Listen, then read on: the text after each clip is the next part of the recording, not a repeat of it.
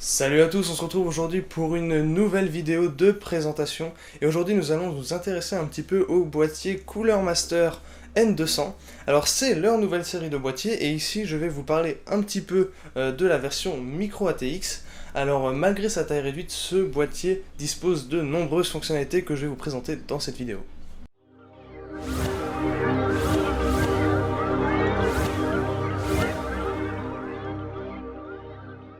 Et nous allons commencer dans un premier temps par l'aspect extérieur de ce petit boîtier micro ATX. Alors, on peut déjà voir sur le côté latéral gauche qu'il y a un petit emplacement pour un ventilateur de 120 mm. Celui-ci n'est pas filtré néanmoins, donc il faut en tenir compte. Alors on peut voir directement aussi qu'il y a un petit relief sur ce boîtier. Ça va vous permettre, étant donné qu'on retrouve ce même relief de l'autre côté, de vous aider dans le cable management de votre boîtier. Donc, vous pouvez voir ici ce même relief. Alors le côté droit, à part le relief, il n'y a pas d'ouverture. On va passer à l'avant du boîtier. Alors à l'avant du boîtier, vous pouvez voir que c'est entièrement en mèche. Vous avez uniquement l'ouverture 5,25 pouces pour votre lecteur DVD et une ouverture pour un lecteur de carte mémoire ou un Rhéobus avant. Vous avez cette barre ici avec un effet aluminium brossé un petit peu, avec toute la connectique avant dont vous aurez besoin. Alors vous avez un bouton reset, un bouton de démarrage, la LED du disque dur, casque micro, deux ports USB 2 et un port USB 3. Et ici on a aussi le logo Cooler Master. Alors cette face en mèche avant est entièrement filtrée, donc ça va vous éviter d'avoir plein de poussière qui rentre dans votre ordinateur. Alors sur le dessus, on peut voir qu'on a un emplacement 120 mm ou 140 mm pour un ventilateur. On peut voir aussi que cette fois-ci c'est filtré, donc ça va éviter la poussière de tomber dans votre boîtier. À l'arrière du boîtier, on peut voir l'ouverture pour la connectique arrière de votre carte mère. On aperçoit déjà le premier ventilateur inclus de ce boîtier.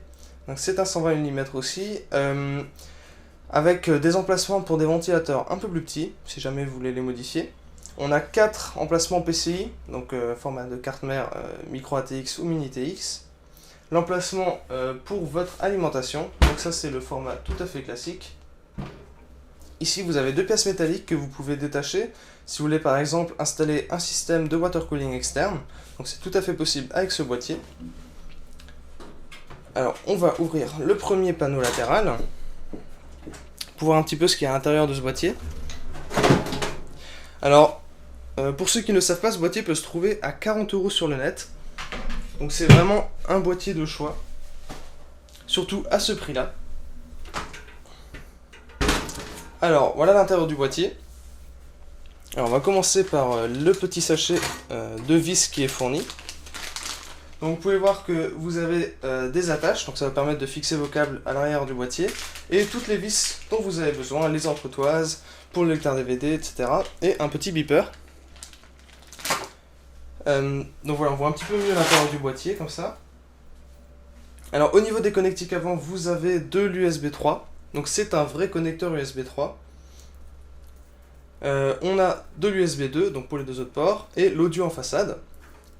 Et un gros plus de ce boîtier, donc au niveau des câbles, c'est les connecteurs avant qui sont entièrement noirs. Donc ça c'est vraiment, ça fait vraiment beaucoup plus joli dans le boîtier. On aperçoit le deuxième ventilateur de 120 mm ici, donc il va faire rentrer de l'air frais à l'intérieur du boîtier.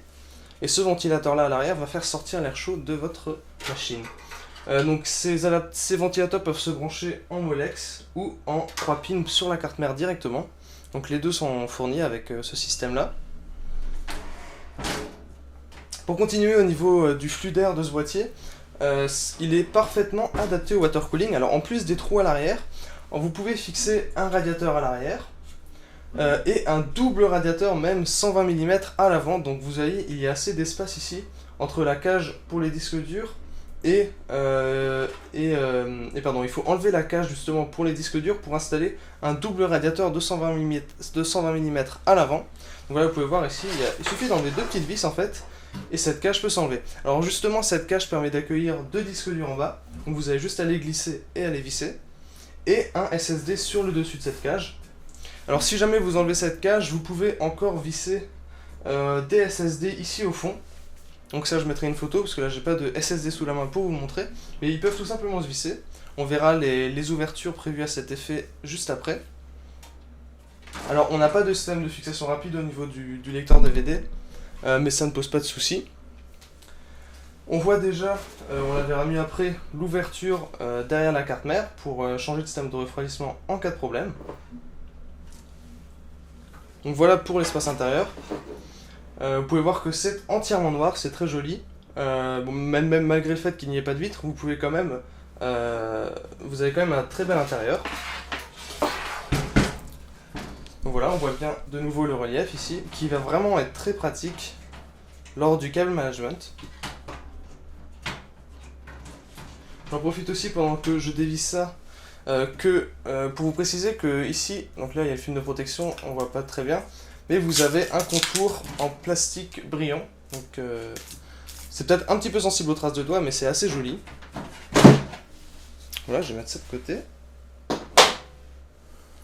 Alors voilà l'arrière du boîtier, le côté droit du boîtier. Alors ici, ce qui est assez intéressant, c'est que vous avez beaucoup d'ouvertures pour faire passer tous vos câbles. Donc ici les câbles, enfin vous pouvez faire passer les câbles d'alimentation, les câbles, les connectiques avant, les câbles SATA, etc. Une grande ouverture ici sur le bas, donc ça va être pratique pour faire sortir et stocker tous vos câbles d'alimentation à l'arrière. Donc voilà, on voit mieux l'ouverture ici. On a des attaches pour tous les câbles que vous voulez faire passer à l'arrière du boîtier. Alors c'est vrai que comme ça on dirait qu'il n'y a pas énormément de place, ça se voit un petit peu mieux si je vais ici. Ici on n'a pas l'impression qu'il y a énormément de place, j'arrive pas à faire passer mon doigt, mais c'est justement le relief du boîtier qui va vous permettre de stocker vos câbles.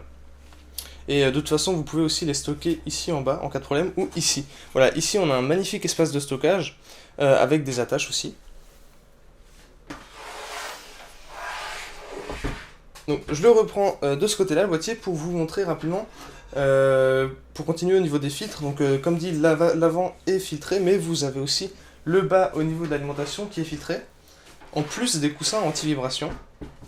En fait, le filtre peut être retiré, là en dessous. Donc ça c'est très pratique, hein. Après vous avez juste à passer un coup d'aspirateur pour le nettoyer. Et donc ça se remet tout simplement en place. Donc voilà pour ce boîtier Cooler Master N200. Alors malgré son format micro ATX, eh bien, il offre de nombreuses fonctionnalités, il est bien ventilé, vous avez 2 ventilateurs, beaucoup d'emplacements pour des ventilateurs supplémentaires, beaucoup d'emplacements pour les radiateurs, pour du water cooling, même du water cooling externe si vous voulez.